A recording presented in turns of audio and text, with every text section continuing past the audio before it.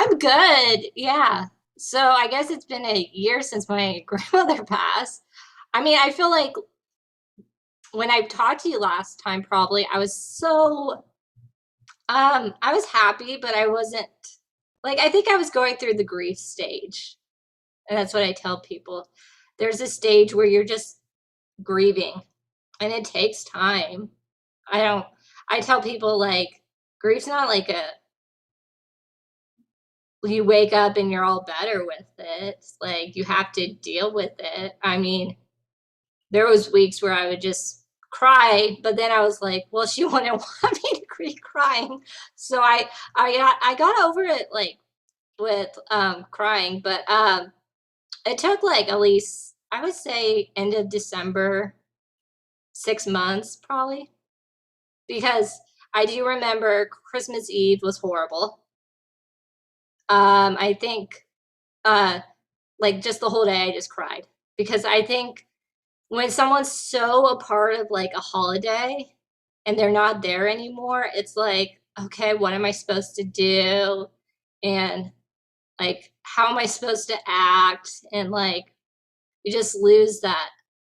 Okay, that family member's been part of that holiday for 30 something years. Oh, now she's gone. Okay. You have to create some new traditions, which is, it's hard.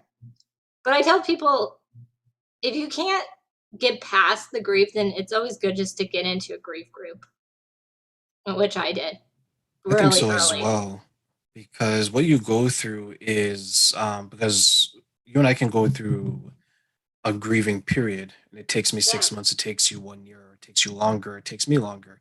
Yeah. And there, because there isn't a time frame, I can't say, okay, Amanda, in about 6 to 9 months, you're going to be past this stage, and then you're going to be in acceptance, and then, Right. yay, you're good to go, Yeah, right? that's what I found out in the grief group. I was like, some of these people, and I understand because they had been married to their like spouses for like 30s, 40 years. They were all older. And and they were still going to the grief group, and this was like their second and third time.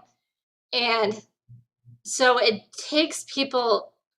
might take people several times to go through like a grief group. I was part of a grief group. um, I knew my grandmother was going to pass, and I saw it on my church's website, and I signed up right away. And I only missed like the first week. So, and I did it for 13 weeks, and then they're like, "Well, do you want to do it again?" And this was like this year in February. I'm like, "No, I'm good." Like that was enough. 2 hours of Zoom every Thursday was enough for me. But I mean, like there was book and videos and stuff like that. But I mean, it's always good to hear what other people are going through because sometimes I think we feel like we're alone with the grief, we're alone with the health challenge, we're alone with whatever we're dealing with. So it's great to get like a community of people who are going through the same thing that you are. Did you find it beneficial for you while you're going through that 13 weeks, or do you find that there's more benefits now that you've completed it and living your life? Um, I think it was beneficial. Looking back now, I think it was very beneficial. I have an aunt, and she's like, "Oh, I didn't know how you were gonna be after," because she knew how my grandmother was and how important she was to me. So she's like, "Oh, I didn't know how you were gonna be, but you came out of it like so much stronger," and surprised her.